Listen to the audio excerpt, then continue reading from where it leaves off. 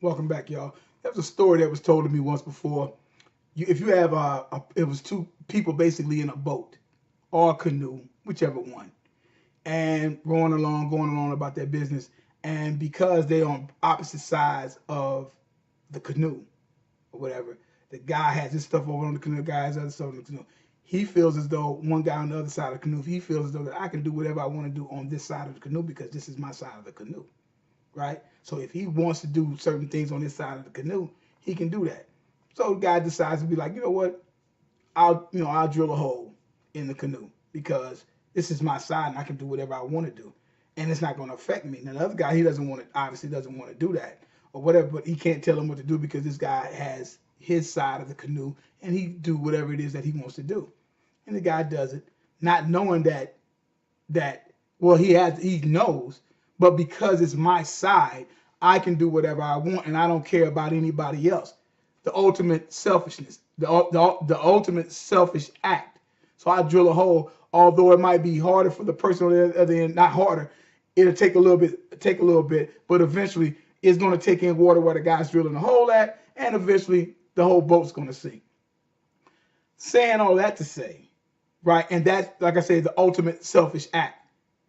Which brings me to what I'm talking about when going on talking about, and I've already talked about this character before a couple of times. Going to this whole thing with Odell Beckham Jr. and some of the fiasco that's basically going on right now. And a lot of this is on a serious selfish act of what he has going on right now. And I'm like, the guy could be probably an all-time great, but I'm like, I see this guy eventually end up flaming out because he's not there to play football to become great. He's worried about some type of brand and all this other type of crap these guys call themselves worrying about and whatnot. Because let's just do a timeline real fast. And I've talked about this before, but I'm bringing this up now because what I'm saying, you're looking at what's happening with the New York Giants because he got called out, as he called himself calling out his coaches and other players. He calls himself calling, and that was before the Carolina game. He calls himself calling out his owner, John Mara, ends up basically calling him. I say, dude needs to do more. Let's talk and what that new plan, which he needs to check himself, definitely. And I'll go in that a little bit. I'll go in that in a second. But let's do this. Let's go back to the timeline. So go back into the 2016 season, right? Let's go into the 2016 season. The whole thing with the 2016 season is the last time the Giants that season actually went 11-5. They go 11-5. Uh, and since 2016, right? This is the timeline of things that's happened since 2016 after beating the Redskins here in the area here, well, Maryland or whatever. All the Redskins live around this area, basically where I'm at.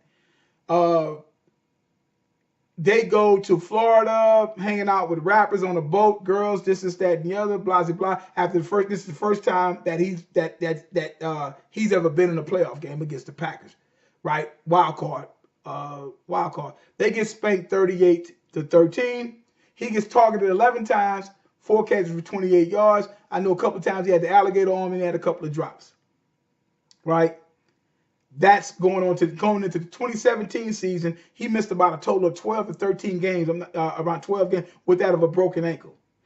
He wanted a contract. He wanted the contract. He wanted to be the highest paid player, period, in the league because he felt he's the best player in the league.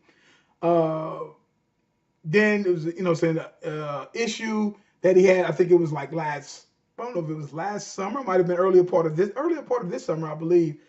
He's out and about. He's somewhere over in the UK, London, wherever he's at, over in that area over there. He's eating pizza like he's weeded up. Little white substance laying around. He got some little chick with him or whatever, and he's doing things that a cat his age is probably doing or whatever.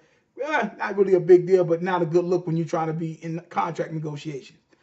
It was earlier part of the year, if I'm not mistaken. He gets his big contract, 4 or 5 years, $90-some odd million, $41 million guaranteed up front or whatever.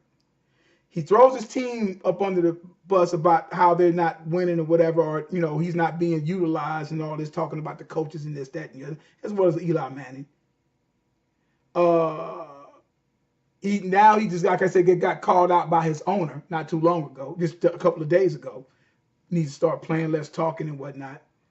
Which brings me also, before I go on, it's like whenever your coach is saying things, and then now your owner is saying things, and your team right now is at 1-5, that's you should be quiet as a field mouse at this particular time, right? That's one of the first things he needs to be doing. So now look up. Now his old man is on Twitter clowning John Mara about John Mara having fits or whatever, throwing chairs or whatever in the press in the suites, I guess, after some game or whatever. It's basically like it's the pot calling the kettle black or whatever like that. You know, and this is one of the things that kind of bothers me about this, about some of these NFL players, especially these black NFL players. Just saying, like, what in the hell did your father have? If you're a grown ass man, like a lot of these guys like to say when they, get in their, mid-20s or whatever, they're a grown ass man. You a grown ass man. What's your old man? Why is your old man saying anything to you? Why is he even talking? He shouldn't have anything to do with your life at this particular point in time. Now, if it was another job, if this joker was cutting grass, or if this joker was working if the joker was sitting up there working at Publix, or if the joker was working at Kroger or John or whatever these type of places, and he having a little issue, I guarantee you, he ain't gonna sit here nothing from his mom or his dad.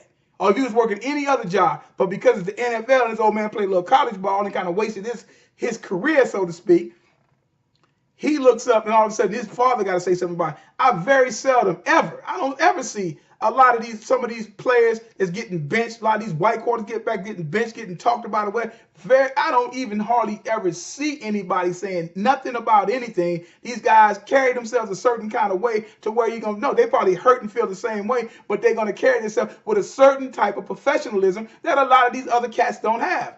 Mainly, a lot of the black players act like they don't have this type of professionalism when it comes to them getting their money and when it comes to them acting a certain kind of way. They got to go to hell and back for them to finally figure it out, or get drugged through the mud in the press and everywhere else for them to finally get their act together. Even with the crap that Ben Roethlisberger was doing back in the day, I never once seen his mom and dad pop up and say anything. You know what I'm saying? I'm sure they had something to say to them behind closed doors, but they don't come up in that. They're not into that. Grown man, take care of your business like a professional, like you're supposed to, right? But you had now his father is flopping around saying X, Y, and Z. Now, and it looks like this year is going to pretty much be a disaster. Like I said, they are 1-5 right now. The only thing that's going to salvage this is they're going to have to literally win out, which means they have to win 10 straight to get to 11-5. 10 straight to get to 11-5, or win 9 to get to 10, and win 9, or win 10 straight to get to that. Because I don't see it. Of course, obviously, I don't see that happening. When you lose, when you're going into week 6 and you already down 5 games, and basically sometimes you can't even get in the playoffs at 11-5. It's rare, but 10-6, sometimes you don't get in there. Definitely, I mean, but now you don't have room to lose 2 more games. You don't have room to lose another game, right? Which means that since the infamous boat thing, and he's been ordained, all of these different types of things that Odell Beckham has been ordained more or less by ESPN and everybody else with the one-handed catch and all this other kind of stuff. That next year in 2017, they went 3-13, and right now they're 1-5. Since 2016, right now the Giants are at 4-18. 4-18. Now I already did a special when I talked about and likened him to John Jefferson. Almost similar type of circumstances and whatnot. You follow what I'm saying? Just out the gun or whatever. But John Jefferson's stats play was better, and you can just go look that up yourself. You can check me out. You can check out what I told you about OBJ and John Jefferson. History repeating itself, whatever I called it, but you'll find it. Just go back and check my thing out, and then look up some stuff on John Jefferson and what happened with him, what could have been, because it should have had a Hall of Fame career. He stays in San Diego, he has a Hall of Fame career, bar none. But this is what's going to probably happen. Not only that, since then, he has accomplished 70 catches, 808 yards, and 4 touchdowns. That's 11.4 yards a catch. He's gotten paid based upon basically what he did in 14, in 15 and 16, giving him that, okay, fine. He got that out for 3 years. He was hurt all of last year, more or less, and he's starting out pretty good so far this year. But as you look at what's happened, what has he done? And I told you guys, I'm like, this one of the things that I didn't like, he made this catch. This guy's worried about his brand. And not only that, if you sit up there seeing these different interviews, he's hanging around with that of Lil Wayne, you hang around who you want to hang around with. Lil Wayne is a rapper or entertainer or whatever you want to call him. He's not a football player. And he don't deal with them. He has his own thing. You don't see football players going to get up into Lil Wayne's business or having something to say about Lil Wayne and little issues and stuff that I guess you've had with Baby and whoever else or any other rapper for that matter. So what makes a rapper feel as though, why would somebody let a rapper come in and try to tell him something about a sport or the dealing with that he has absolutely basically know nothing about when he has to deal with John Mara? Now, what's going to happen or what can eventually end up happening, you can keep thinking that these guys can't do anything. Let's go back and check this out. Terrell Owens was not in Philly got rid of Terrell Owens in the middle of the season. Chris Carter got mailed away middle of the season. Randy Moss got dealt from Minnesota, then goes to Oakland, then Oakland trade, then he gets traded to New England, has those great 3 years there. Start kind of complaining about money with Belichick. Before you know it, dude was gone back to the Vikings, and before you know it, that was basically it with Moss in that 2007, 8, 9, 2009, 2010. That was it with Moss. He bounced around from back Minnesota, then went to Tennessee, and then got a chance to get the Super Bowl there in 2012 with the Niners, but basically on a reserve role. So these guys can get dealt, and these guys have done more than what Odell Beckham has done at this particular point in his career. Don't think that them guys can't sit up there and end up trading you and getting rid of you. It might be a good thing, it might not. But this is my crystal ball on it. This is going to probably be Eli Manning's last year unless he pulls a rabbit up out of his hat. It's going to probably be his last year. Odell Beckham don't watch it, he'll be out of there. And then before you know it, it'll be, I say, because right now, your best player on your team is a rookie named Shaquan, is Barkley. That's your best player on the team right now. And that's your running back, because you've had a lot of people say, well, you know what you get when you're messing with Odell. Odell is just 1 of 53 and 1 of 11 on that doggone offense. He's one of that. Stop making talking about, I've heard Nick Wright and all them guys say, well, the wide receiver is more important than the quarterback. All right, then, why ain't they winning? Why aren't they winning? If he's that important, why is he winning? And then why is he acting the way that he's acting? So the question needs to be about what is Odell, when is he going to decide to finally be a leader? In my question, I don't see it. But what I see is the team getting completely blown up, and then Shaquan Barkley will be sitting up there, and his talent will be laid to waste because they're going to be trying to rebuild, has nobody to run, he has no line to run behind. Manning is running for his life, whether you like it or not. Barkley's made some nice runs and had some games, and he's doing this, that, and the other. But at the same time, they load up that box and stuff like that. They're going to start playing from behind. He's not going to be able to showcase his talent as a runner, okay? And then he's going to mess around and be with a team that has nothing, and he's going to be on a 3 or 4 year rebuilding basis. And while the Giants revert back to the dark ages of losing, and he'll be a wasted talent that happens. And it'll be a wasted talent of Shaquan Barkley, all because some stuff going on basically before he kind of got there that's still smoldering along from Odell Beckham. And then what? Because right now he's your best player.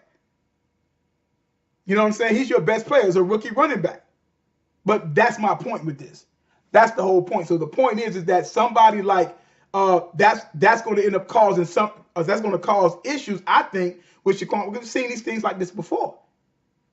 So he needs to, OBJ, he needs to get his act together and needs to start acting like a veteran leader, because that's what he is. He's going into his 4th, 5th year, whatever. And I'm like, dude, you need to do better than what you're doing. Keep people like Lil Wayne out of your business, because he ain't out of your business. He don't need to be talking about what are you going to do. Man, needs to listen to Carter 5 or whatever kind of madness he's talking about. What does this cat got to do with anything? But this is a lot of these today's players, their brand, their this. That dude, from what I'm seeing from a great talent like he is, guy don't give 2 craps about football. He cares about fame. He's not worried about his legacy in the game. And he'll be one of them type of guys that mess around and get a horrific injury, and then he'll just be a footnote of what could have been or what should have been. All right? Yo, guys, check me out on Everything Football 62 here channel. Subscribe to the channel. Hit the likes. Subscribe. Got any comments or whatever? Leave them down there. We can dialogue. Check me out on Twitter. Everything Football 62. Uncut Men 62. Subscribe to the page or what have you. And like I said, and we can build on a few things here and there. But like I say, man, we'll come back with some other things. But like I said, I hope this cat get his act together. But I'm not a Giants fan. I'm an NFC. I'm a Cowboys guy all day. But at the same time, I like to see good football playing. The guy has a serious talent, but his whole attitude right about now is completely ridiculous, and it's really sad that nobody's even checking him on that. Guys, have a good one.